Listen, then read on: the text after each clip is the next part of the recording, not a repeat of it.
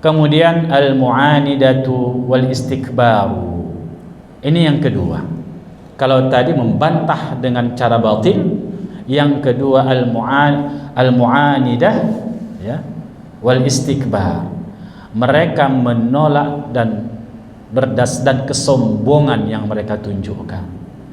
Kalla, kata Allah ya, kalla innahu kana li ayatina anida.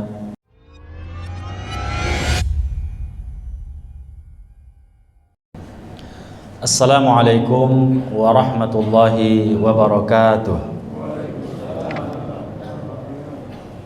Alhamdulillahi rabbil alamin, wa bihi nasta'in ala umurid dunya waddin. Wassalatu wassalamu ala sayyidil mursalin wa ala alihi wa ashabihi ajma'in. Allahumma anzilir rahmata wal maghfirata was sihhata was salamata alaina fi hadzal majlis. Allahumma amin, amma ba'd. Yang sama-sama kita muliakan Bapak Nadhir dengan semua struktur kepengurusan yang ada, para asatidzah, kita semua yang hadir di majelis ini, sekali lagi kami doakan a'azzani Allah wa iyyakum jami'an. Semoga Allah memuliakan kita semua. Biasanya kajian kita tidak direkam begini, leluasa saya untuk berbicara apapun. Tapi kalau direkam di sini agak terbatas, ini harus diatur kata-katanya, kan begitu, tonasinya, mimiknya, kan begitu. Ini luar biasa sekali ini. Tapi syukur alhamdulillah karena kita mengaji kitab, jadi tidak terlalu jauh kemana-mana, kan begitu. Baik bapak-bapak dan ibu-ibu yang dirahmati Allah Subhanahu wa Ta'ala, kita masih dalam kitab yang kita baca pada pertemuan sebelumnya, Manhajut Talaqqi wal Istidlal Baina Ahli Sunnah wal Mubtadi'ah. Jadi yang kita bahas adalah tentang metode talaqqi dan istidlal di antara Ahli Sunnah dan yang bukan Ahli Sunnah. Pada pertemuan yang lalu kita sudah membahas tentang karakter pemikiran orang-orang jahiliyah. Jadi orang-orang jahiliyah itu kemarin dijelaskan bahwasanya yang pertama sekali adalah ta'tilul hawas. Mereka menolak kenyataan yang mereka lihat dengan panca inderanya demi mendukung pemikiran mereka. Dan yang kedua, al-i'timadu 'alal khurafat wal asatir. Kalau orang sudah mendustai apa yang dilihatnya, apa yang didengarnya, karena sifat egosentrisnya itu, dia akan berpegang kepada khurafat wal asatir, ya, cerita-cerita dusta, cerita bohong dan tahayul. Itu konsekuensinya begitu. Kemudian lujuhum ila sihri wal kahanah. Kalau sudah percaya kepada khurafat, cerita-cerita tahayul, maka tentu saja mereka siap sedia berlapang dada menerima sihir dan perdukunan. Itu merupakan rangkaian dari karakter pemikiran orang-orang jahiliyah. Kalau sudah percaya kepada sihir dan dukun, menjadi bahagian dari pengobatan, tentang prediksi cuaca juga, kan, dukun juga, tak perlu kuliah lagi kita, kan begitu. Konsekuensi berikutnya apa? Ta'zimu lil jinni wasyayatin. Mereka akan mengagungkan jin dan syayatin dan setan-setan. Jadi mereka, bahasa sekarang ini ya, berkolaborasi, kan begitu, dengan jin dan syaitan-syaitan. Itu merupakan rentetan dari itu. Kemudian kalau begitu keadaannya, berikutnya adalah mereka ta'assuruhum bittiyarah wat tasya'um. Mereka akan percaya dengan khurafat-khurafat tahyul, seperti ada suara burung, kupu-kupu yang masuk rumah, sebagaimana kita bahas sebelumnya, kan? Itu akan mempengaruhi mereka bersikap. Kalau ini datang sial, kan begitu. Anak ini begini sial, segala bentuk kesialan. Ya semakin payah hidup memang. Kemudian Beberapa ayat itu juga merekamkan peristiwa jahiliyah itu adamu tajawuzi alimil maddiyah. Jadi mereka kadang-kadang itu menentang hukum-hukum kausalitas. Iya. Pada satu sisi mereka menerima khurafat, tapi pada sisi yang lain kadang-kadang ya, mereka meminta kepada Nabi dalilnya itu sesuatu yang bisa dibuktikan di depan mata mereka. Padahal sesuatu yang tidak biasa, tidak lazim, tidak sesuai dengan sunnatullah, dengan hukum-hukum kauniyah, dengan sebab akibat. Dan berikutnya mereka akan mengikut ya. Ketika memilih suatu pendapat, memilih suatu keyakinan, itu bukan kebenaran lagi. Tapi apa? Apa yang bisa memuaskan hawa nafsu mereka. Dan kebenaran itu ketika itu sudah menjadi tradisi mereka, maka mereka tidak keluar dari tradisi itu dan mereka berusaha untuk mendukung, mempertahankan tradisi itu. Itulah karakter orang-orang jahiliyah yang sudah kita bahas pada pertemuan yang lalu. Dan kemudian ta'dhimu ta'atil aba wal ajdad. Kalau begitu sudah kata nenek moyangnya, ya sudah. Maka standar kebenaran itu adalah nenek moyang. Kalau ini adalah tradisi nenek moyang kita, ya sudah kita langgengkan. Ya mereka dulu bisa umurnya panjang-panjang karena mereka pakai jimat kan begitu. Ya sudah, terima kan begitu. Sekarang orang ini tidak pakai jimat lagi, tidak lagi pakai apa namanya itu menggantung-gantungkan segala sesuatu. Tengok umurnya pendek-pendek, 60 tahun dah meninggal, 70 tahun meninggal. Coba lihat kakek-kakek kita dulu, 100 tahun, 105 tahun. Ya variabel yang tidak variabel jadikan sebagai variabel. Nah begitu. Baik. Baru taklidul ulama wal ubbad. Mereka taklid kepada tokoh-tokoh mereka. Ya, ahli-ahli apa namanya itu ya, ahli-ahli agama mereka. Jadi kalau sudah begitu enggak ada lagi. Enggak ada dialog, enggak ada diskusi, enggak perlu lagi dianalisis, terima saja. Itu karakternya orang-orang jahiliyah. Dan banyak hal ya, termasuk ittiba'ul hawa, mengikut hawa nafsu, ittiba'ul dhanni, berdasarkan prasangka. Ini semua bapak-bapak dan ibu-ibu yang dirahmati Allah Subhanahu wa taala merupakan karakter berfikirnya orang-orang jahiliyah. Makanya mereka dikatakan jahiliyah bukan karena mereka IQ-nya rendah, tidak. IQ mereka cerdas-cerdas. Sebagaimana pernah kita bahaskan, coba bayangkan mereka bisa hidup di tengah-tengah gurun yang apapun ditanam tak mau tumbuh. Coba bayangkan itu kan. Mereka bisa mendatangkan orang dari luar untuk bertransaksi di situ. Pekan Ukaz ya. Dan mereka mendramatisir ibadah-ibadah yang dibawa Nabi Ibrahim dulu dengan tambahan-tambahan itu supaya semakin semarak, akhirnya orang banyak datang ke situ. Coba cerdasnya mereka. Tapi itu tadi dikatakan mereka jahiliyah karena mereka bersikap dalam menerima kebenaran itu tidak objektif. Itulah karakter jahiliyah. Kemudian berikutnya kitab ini akan membahas tentang kedudukan orang-orang musyrik jahiliyah itu dalam hubungannya dengan dialog, dengan berargumentasi. Ini semua kita pelajari agar kita tidak memiliki karakter jahiliyah, kan begitu kan? Macam tradisi yang sudah kita bahas kemarin itu, agar kita tidak terjerembab dalam menerima kebenaran, dalam memilih sesuatu yang harus kita amalkan, harus kita yakini, harus menjadi sikap kita, tidak lagi berdasarkan hal-hal yang disebutkan tadi, tapi kita objektif menerima kebenaran. Sumber kebenaran di dalam Islam itu adalah Al-Quran dan Sunnah Nabi ya. Maka semua nilai-nilai kebenaran itu terkandung dalam Al-Quran dan Sunnah Nabi. Dan Sunnah sebagai penafsir Al-Quran itu, kita sangat bergantung kepada informasi Sunnah. Bagaimana Nabi memahaminya, diajarkan pemahaman itu kepada para sahabat yang pemahamannya itu berdasarkan tunjukan wahyu, bimbingan wahyu. bagaimana Nabi mengamalkan, yang pengamalannya itu juga dipraktekkan oleh Nabi dan itu juga dalam bimbingan wahyu. Jadi seperti itu. Dan kita melihat bagaimana itu, apakah hanya bisa dilakukan oleh seorang yang menerima wahyu Nabi? Tidak.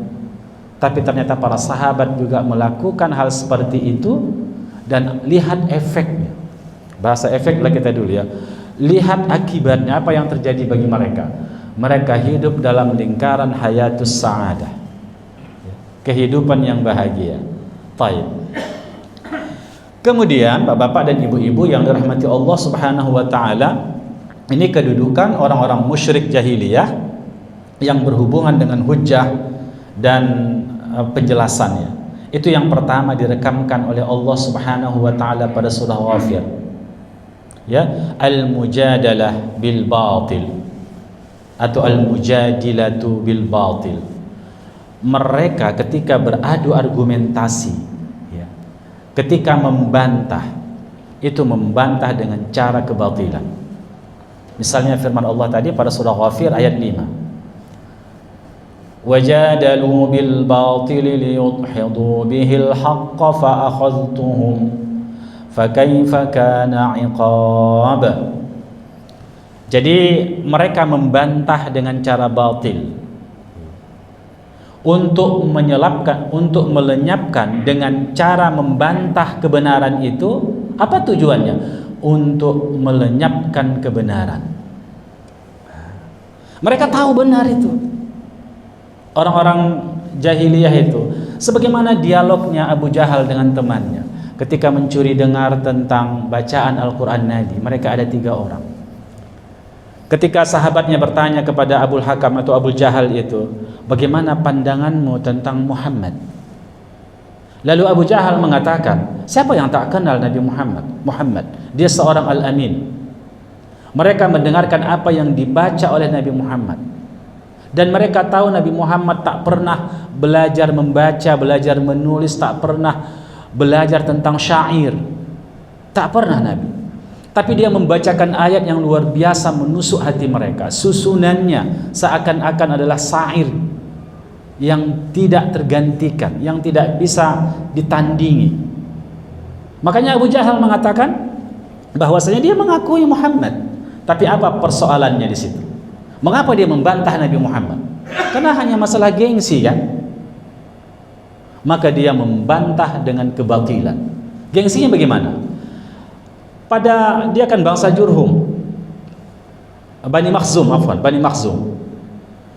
Nabi Muhammad Bani Hashim, Bani Abdul Muttalib, Bani Abdi Manaf. Kalau antara dua bani ini, dua kabilah ini saling berebut simpati kepada manusia di kota Makkah itu. Kalau orang-orang Bani Abdi Manaf atau Bani Hashim ini melayani orang-orang yang datang haji, memberikan makan dan minum, mereka juga melakukan hal yang sama. Apa yang dilakukan oleh Bani Hashim, yaitu Bani Nabi Muhammad, dilakukan oleh mereka Makhzum itu. Lalu mereka bersaing untuk mencari kemuliaan. Lalu katanya, kalau ada nabi dari Bani Abdi Manaf, dari Bani Hashim ini, sementara kami tak ada nabi dan kami mengakui itu dan tunduk kepadanya, berarti kabilahnya kalah atau tidak? Kalah, kan? Kalah kabilahnya. Itu yang tak mau Abu Jahal atau Abul Hakam itu. Kenapa? Egoisme tentang kesukuan. Dia menolak kebenaran dengan itu. Maka dia bersumpah, maka dia akan selamanya menolak dakwah Nabi Muhammad sallallahu alaihi wasallam. Oleh sebab itulah ikhwah yang mati Allah Subhanahu wa taala, ini karakter jahiliyah seperti ini. Yang kita enggak layak seorang yang beriman menggunakan logika yang dibangun oleh orang-orang jahiliyah. Tidak melihat pada fakta kebenaran, tapi sentimen. Karena ada persaingan kabilah, persaingan suku, persaingan komunitas mungkin. Kalau sekarang persaingan organisasi, kan begitu. Tidak kebenaran. Oh, itu kan bukan kita, kan begitu. Ini karakternya orang-orang jahiliyah. Kemudian Allah katakan fa akhadhtuhum fa kaifa kana iqab, aku akan menyiksa mereka. Bagaimana pedihnya azabku, kata Allah Subhanahu wa taala. Karena Allah sudah berikan di hadapannya kebenaran, dia tidak terima kebenaran itu, tidak ada uzur baginya untuk menerima kebenaran itu, hanya sentimen kesukuan, hanya sentimen organisasi dan seterusnya, dia tolak kebenaran itu. Apa kata Allah? Fa akhadhtuhum fa kaifa kana iqab. Itulah yang Allah janjikan kepada orang-orang kafir Quraisy.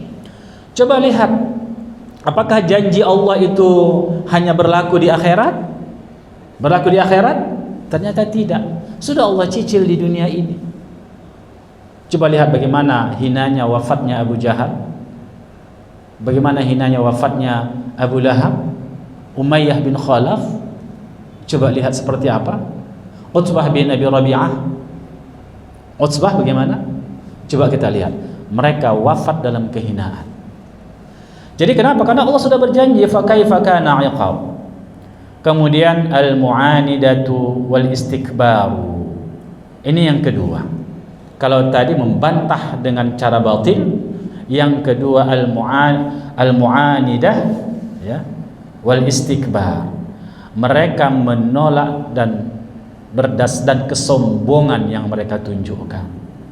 Kalla, kata Allah ya, kalla innahu kana li ayatina anida saurhiquhu sa'uda innahu fakkara wa qaddar faqutila kaifa qaddar thumma qutila kaifa qaddar thumma nadhar thumma abasa wa basar thumma adbara wastakbar faqala in hadza illa sihrun yu'thar in hadza illa qaulul bashar. Ini direkamkan oleh Allah Subhanahu wa taala pada surah Al-Muddatsir. Ya, berarti ini merekam peristiwa awal-awal Nabi mendapat wahyu. Awal-awal Nabi mendapat wahyu. Coba lihat, sekali-kali tidak kata Allah, sesungguhnya ya, sesungguhnya kana li ayatina anida, dia menentang ayat-ayat kami. Ayat-ayat kami ditolaknya. Maka dia akan seperti orang yang mendaki sangat tinggi. Begitu kalau orang menolak kebenaran itu, karena dia sudah diciptakan Allah dengan fitrah kebenaran, maka tatkala di hadapannya ada kebenaran ditolaknya, sesungguhnya batinnya juga itu tersiksa. Dia menolak kenyataan yang benar, kan begitu? Itu seperti dia mendaki gunung, sesak napasnya, dilihat rona wajahnya, ekspresinya seperti apa, berubah. Kemudian innahu fakkara wa qaddar, dia berfikir dan dia tetapkan. Dia sudah berfikir, tetapi dia mengambil keputusan. Mengambil keputusan itu tidak pada keputusan objektif, tapi keputusan subjektif, sesuai dengan hawa nafsunya. Baik. Kemudian apa? Faqutila kaifa qaddar. Dia akan mendapat azab. Dia akan tersiksa. Kaifa qaddar. Summa qutila kaifa qaddar. Dia akan tersiksa, dia akan terbunuh. Dia akan binasa. Lalu summa nazar, dia berpikir. Summa abasa wa basar. Kemudian dia merengut. Ya. Dia merengut. Summa adbara wastakbar, dia berpaling dan dia sombong. Jadi kalau orang berpaling dari kebenaran dan sombong, seperti ini kondisi kejiwaannya. Dia seperti mendaki di atas bukit yang tinggi. Kejiwaannya begitu. Karena memang kita diciptakan punya fitrah kebaikan. Punya fitrah kebaikan. Tapi karena ada sesuatu yang yang menghimpit kita harus memilih yang lain, bukan kebenaran itu, maka menolak kejiwaan kita. Menolak fitrah kita itu. Oleh sebab itulah maka kondisi orang seperti ini jiwanya nggak stabil, tidak stabil. Dan dia tidak bisa menikmati pilihannya itu.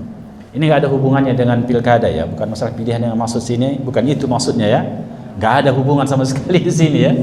Tapi yang kita maksud adalah bahwasanya dia menolak kebenaran itu, memilih sesuatu yang tidak benar. Faqala in hadza illa sihrun yu'thar. Dan dia katakan ini Al-Qur'an ini sihir. Sihir yang dibuat-buat, sihir yang bisa mempengaruhi orang. Dia tersihir dengan Al-Quran, karena banyak orang ketika mendengarkan Al-Quran itu di zaman jahiliyah, mereka terperangah mendengarkannya. Bahkan satu ketika orang-orang kafir Quraisy itu mendengarkan Nabi salat. Dia baca surah Qaf itu ya, yang ada ayat sajadahnya. Mereka larut dalam ayat itu. Karena tahu pula mereka bahasa Arab, mereka orang Arab. Dia larut dalam ayat itu, dan orang-orang kafir yang melihat Nabi, karena Nabi kan sholatnya di mana? Di sisi di depan Ka'bah itu Nabi sholat. Ya. Walaupun nanti ada penindasan kepada Nabi dan para sahabat, itu yang disembunyikan para sahabat. Mereka di mana? Di Darul Arqam. Mereka berjamaah sholat di situ, dan mereka di situ belajar. Kan Darul Arqam itu agak jauh dari Ka'bah. Tapi kalau Nabi tetap sholat di Ka'bah, ketika Nabi membaca ayat itu, pas ayat sajadah, mereka pun sujud ikut bersama Nabi tanpa terasa mereka. Memang begitu batin kita, begitu fitrah kita kebenaran. Mereka larut dalam ayat itu dan mereka tersungkur sujud bersama Nabi. Sehingga kan kota Makkah itu kan didatangi oleh orang-orang dari luar kota Makkah. Didatangi oleh dari segala penjuru, dari Yaman datang, sekarang ada Oman, kan Oman itu datang, dari Habasyah datang ke situ, dari Syam datang untuk haji, untuk tawaf di Ka'bah. Di zaman jahiliyah mereka tawaf, mereka haji juga, tapi mereka menambah-nambah melakukan bid'ah dalam tawafnya, kan begitu kan, dalam ibadah-ibadah itu. Jadi mereka lihat orang-orang kafir itu, orang Quraisy itu, termasuk Abu Jahalnya, ikut sujud menghadap ke Baitul Maqdis waktu itu. Tapi Nabi selalu salat, kan begitu. Baitul Maqdis itu misalnya di sana Baitul Maqdis, ini Ka'bah, Nabi selalu salat di sini. Makanya dia ketika dia menghadap Baitul Maqdis, dia juga menghadap Ka'bah.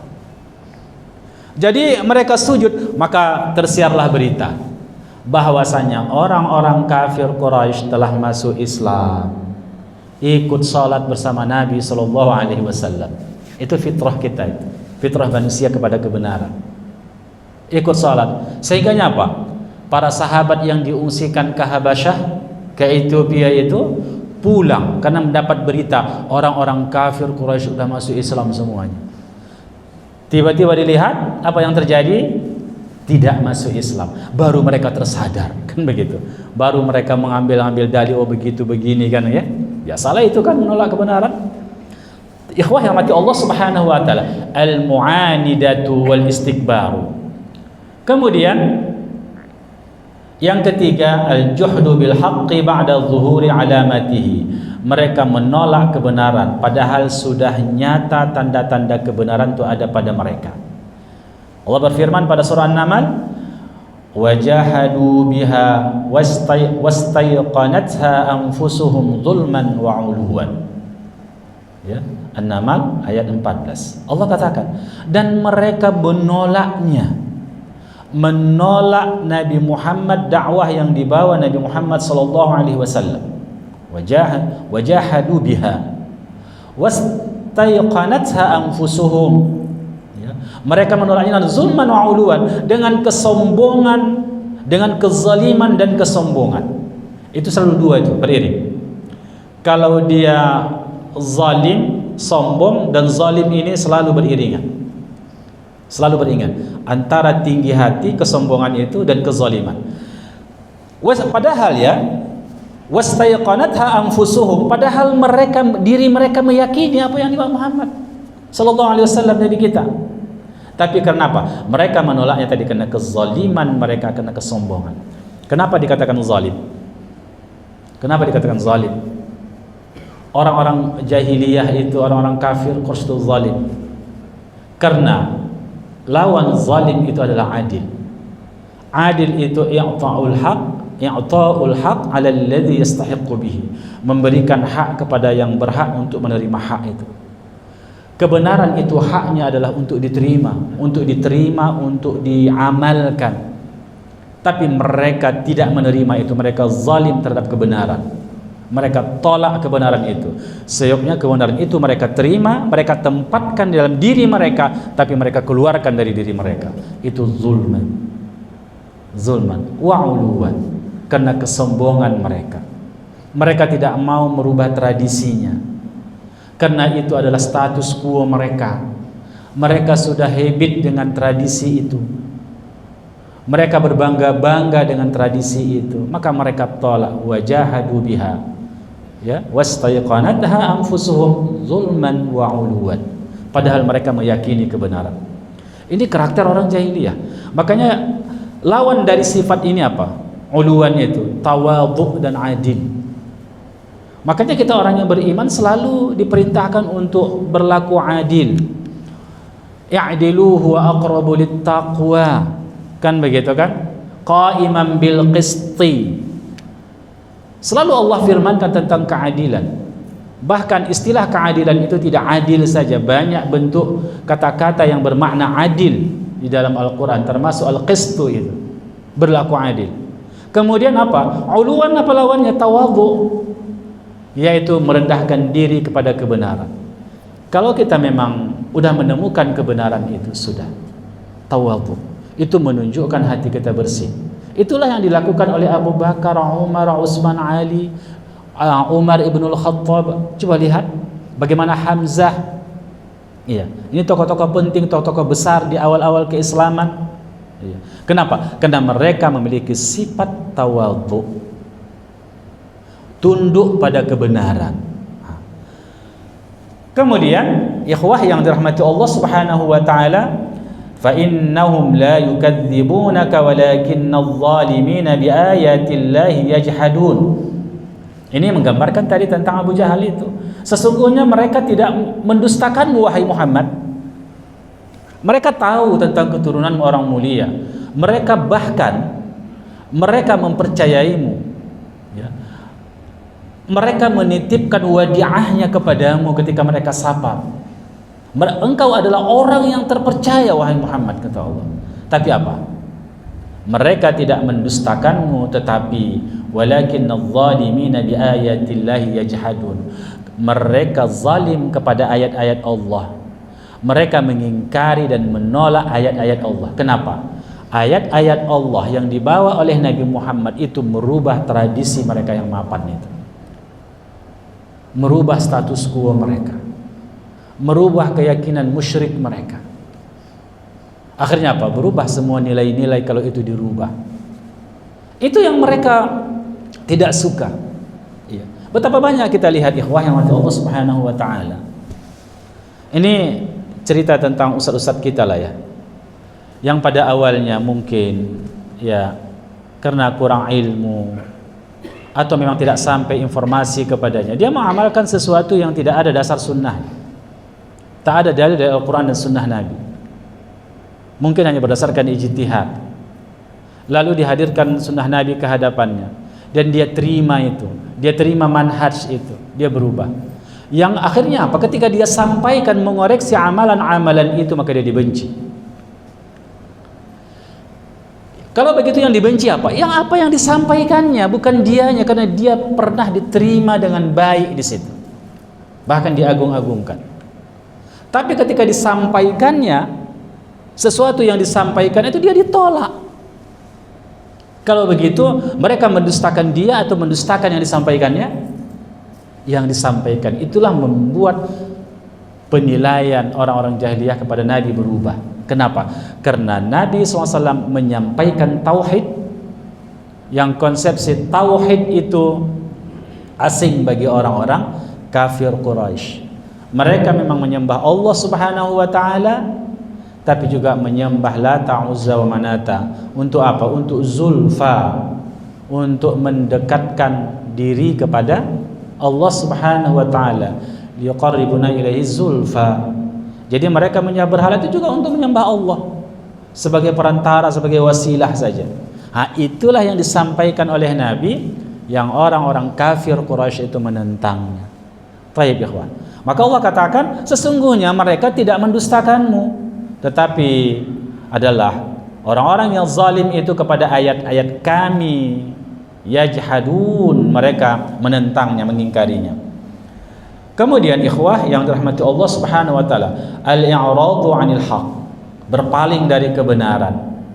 Itu sebagaimana firman Allah Subhanahu wa taala, fama tanfa'uhum syafa'atu syafi'in fama lahum 'anit tadhkirati mu'ridin ka'annahum humurun mustanfirah farrat min qaswarah. Ini pada surah Al-Mudaththir tadi ya. Maka tidaklah bermanfaat kepada mereka syafa'atus syafi'in, bantuan orang-orang yang membantu.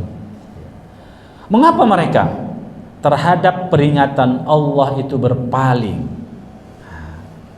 Jadi ketika mereka sudah berpaling dari kebenaran, berpaling dari tauhid, mereka saling membantu antara satu dan yang lainnya, itu tidak akan bermanfaat bagi mereka. Karena yang menentukan takdir gerak semesta ini adalah Allah Subhanahu wa taala. Maka tidak akan bermanfaat semua itu. Oleh sebab itulah ikhwah Allah Subhanahu wa taala, bagaimanapun ya apa yang dilakukan orang kafir Quraisy itu untuk menentang dakwah Nabi, tapi setiap hari orang bertambah masuk Islam. Semakin ramai. Kenapa? Itulah fitrah kebenaran. Itu fitrah kebenaran. Ada saja orang yang terus mengikutinya, terus bertambah jumlah kaum muslimin di kota Makkah itu. Bahkan nanti kita lihat dari luar kota Makkah, orang-orang Madinah bertambah terus. Jadi kenapa? Mereka tidak bisa, akhirnya apa? Mereka dikalahkan dan mereka dikuasai setelah Fathul Makkah. Baik. Kemudian ikhwah Allah Subhanahu wa taala, bagaimana mereka beradu argumentasi? Mereka melakukan al-istihza was-sukhriyah. Itu karakternya. Karakter orang-orang jahiliyah ketika mereka berdebat, ketika mereka beradu argumentasi, ketika mereka menolak kebenaran, selalu terselip di situ al-istihza was-sukhriyah. Apa itu? Mengolok-olok, menghinakan. Kebenaran itu justru mereka menukar mana yang benar menjadi yang salah, salah yang benar. Akhirnya apa? Karena mereka adalah mayoritas waktu itu di kota Makkah, mereka memperolok-olok kebenaran. Sesuatu yang ganjil, sesuatu yang asing, sesuatu yang gharib, kata mereka. Ini karakter mereka sebagaimana direkamkan oleh Allah Subhanahu wa taala di dalam beberapa ayat, di antaranya pada surah Al-Mutaffifin itu ya. Innal ladzina ajramu kanu minal ladzina amanu yadhhakun. Sesungguhnya orang-orang yang berdosa itu, mereka terhadap orang-orang yang beriman apa? Mereka menertawakannya. Wa idza marru bihim yataghamazun. Ketika bertemu dengan orang-orang yang beriman, mereka mengedipkan matanya. Ya kan? Menunjukkan sinis dan penghinaan. Wa idzan qalabu ila ahlihim qalabu fakihin. Kemudian ketika mereka berpaling pulang kepada keluarganya, mereka di situ bergembira sekali. Mereka mengolok-olok, mereka bergembira. Jadi ikhwah yang rahmati Allah Subhanahu wa taala, ini karakter dari orang-orang jahiliyah. Mereka tidak saja menolak kebenaran itu, dakwah yang disampaikan oleh Nabi kita sallallahu alaihi wasallam, tapi mereka melakukan istihza. Ya kan? Mereka mengolok-oloknya, mereka menghina-hinanya.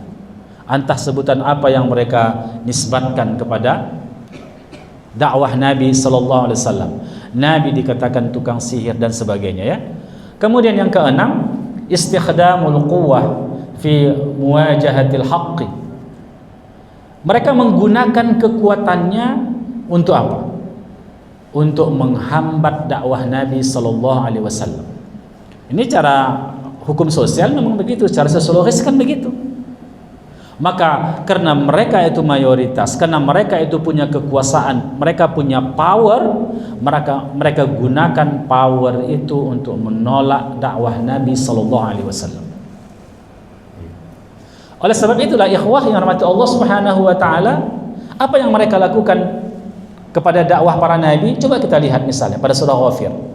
falamma ja'ahum bil haqqi min 'indina qalu qutulu abna'al ladzina amanu ma'ah wastahyu nisa'ahum wama kaidul kafirina illa fi dhalal. Ini dakwah para nabi kepada Nabi Musa. Jadi ketika datanglah dia kepada mereka membawa kebenaran min indina, dari sisi kami, kata Allah, yaitu membawa ayat-ayat Allah, mereka mengatakan, maka bunuh kamulah anak-anak orang-orang yang beriman itu ma'ahu, bersamanya. Bunuh dia, bunuh anak-anaknya. Mereka menggunakan kekuatannya untuk menentang dakwah Nabi sallallahu alaihi wasallam. Ini didakwahkan kepada Nabi kita Muhammad SAW, disampaikan ayat ini, merekamkan peristiwa Nabi Musa untuk apa? Untuk memberikan gambaran kepada Nabi kita bahwasanya engkau wahai Muhammad, bukan hanya engkau yang ditentang dakwahnya, tapi juga nabi-nabi sebelummu ditentang dakwahnya, dan itu adalah sunnah kauniyah.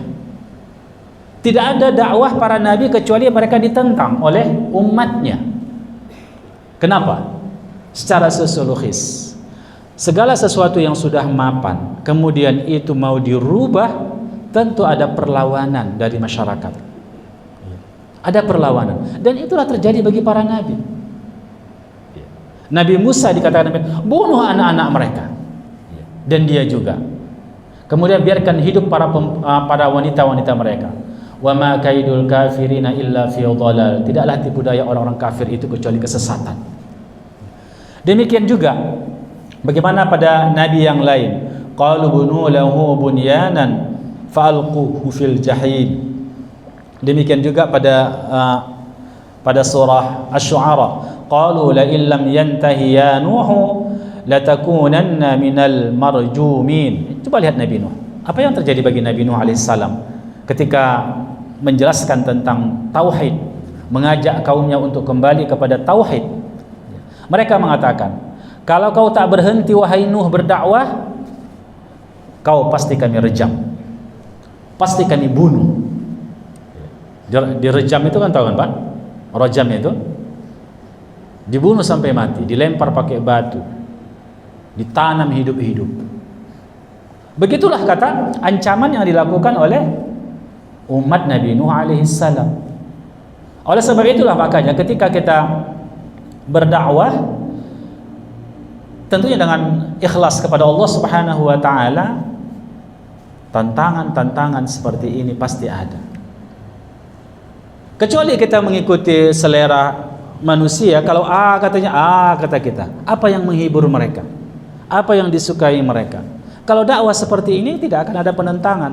Makanya kalau kita berdakwah ini juga, ini Bapak ya kalau mengajak ini nanti, ya, kalau kita mengajak manusia, semuanya sepakat dengan kita, tak ada yang menolak, kan begitu. Ini harus berpikir juga kita, benar ya dakwahku ini atau tidak, kan begitu. Karena dakwah itu merubah. Kalau semuanya pula sepakat pula, apalagi sama-sama ketawa, sama-sama senyum terus begitu, tapi tak ada yang berubah. Iya kan? Itu ada something wrong dalam dakwah kita. Karena dakwah itu apa? Basyiran wa nadhiran. Pertama, memberikan kabar gembira. Kedua, memberikan peringatan kepada umat manusia. Jadi salah satunya, kata kuncinya kenapa Islam ini tetap langgeng sampai sekarang, jangan bicara tentang takdir Allah. Iya kan? Salah satunya adalah itu disebabkan Allah mensyariatkan kepada kita dakwah. Allah mewajibkan bagi kita orang yang beriman itu amar ma'ruf nahyu munkar. Bahkan karakter orang yang beriman itu mesti ada pada dirinya. Di antaranya itu adalah ya'muruna bil ma'rufi wa yanhauna 'anil munkar. Mereka aktif mengajak orang kepada kebaikan dan aktif mencegah orang dari kemungkaran. Iya. Jadi oleh sebab itulah ikhwan, maka ini akan ditantang oleh wal mu'minuna wal mu'minat ba'dhum awliya'u ba'd. Ya'muruna bil ma'rufi wa yanhauna 'anil munkar. Orang yang beriman laki-laki dan wanita itu, wal mu'minuna wal mu'minat ba'dhum awliya'u ba'd. Sebahagian mereka menjadi penolong sebagian yang lain. Oleh sebab itulah bentuk kasih sayang seorang hamba Allah kepada yang lain itu apa? Bentuk kasih sayangnya, selamatkan dia akidahnya, selamatkan ibadahnya, selamatkan manhajnya. Ya'muruna bil ma'ruf Karakter mereka selain mereka saling menyayangi, yang kedua ya'muruna bil ma'ruf wa yanhauna 'anil munkar. Aktif mengajak kepada yang ma'ruf, aktif mencegah kepada yang mungkar. Baru wa yuqimunas shalah wa yu'tunaz zakah. Baru seterusnya, kan begitu? Ini karakter orang yang beriman di sini. Jadi kembali kepada ayat tadi. Habis waktu Pak ya? Apa ya, kita tutup kaji kita. Dan yang terakhir ikhwah, la muhawalatut tasyhir bil anbiya wad du'a ilal haqqi. Jadi bagi orang-orang yang mengajak pada kebenaran itu selalu saja ada tuduhan-tuduhan kepada mereka. Para nabi itu banyak tuduhan kepada mereka. Banyak gelar-gelar yang tidak mengenakan kepada mereka. Banyak orang yang tidak suka kepada mereka. Tapi akhirnya apa? Ketika manusia telah dibukakan Allah hidayah kepada mereka, siapakah orang yang hari ini paling dicintai oleh orang-orang yang beriman? Siapa? Nabi kita Muhammad sallallahu alaihi wasallam. Apakah di antara kita tidak ada yang mencintai Abu Bakar? Semua kita mencintai Abu Bakar Siddiq. Kita mencintai Umar ibn Khattab. Kita mencintai Utsman, Ali. Kita mencintai ibu kita Aisyah. Mereka lah orang korban-korban sejarah penolakan orang-orang jahiliyah. Tapi akhirnya apa? Coba lihat para ulama kita. Mereka dicatatkan dalam sejarah. Tapi dalam hidup mereka banyak di antara mereka yang tidak diterima oleh masyarakat. Tapi akhirnya namanya harum sampai hari kiamat. Oleh sebab itulah Bapak dan Ibu yang dirahmati Allah Subhanahu wa taala, ini adalah sebuah manhaj bagi kita, peringatan bagi kita, agar kita tidak terjebak dengan kerangka berpikir orang-orang jahiliyah, sikap-sikap orang jahiliyah. Intinya adalah kita siap menerima kebenaran kalau itu adalah kebenaran, dan konsepsi kebenaran bagi kita tentang agama adalah Al-Quran dan Sunnah Nabi, dan amal pemahaman para sahabat Nabi Sallallahu Alaihi Wasallam. Mohon maaf atas semua kekurangan yang ada atau pilihan kata dan sebagainya. Mohon maaf. Semua itu adalah keluar dari rasa cinta. Ba'duhum awliya'i ba'd. Subhanakallah bihamdik, asyhadu an la ilaha illa anta astaghfiruka wa atubu ilaik. Wassalamualaikum warahmatullahi wabarakatuh.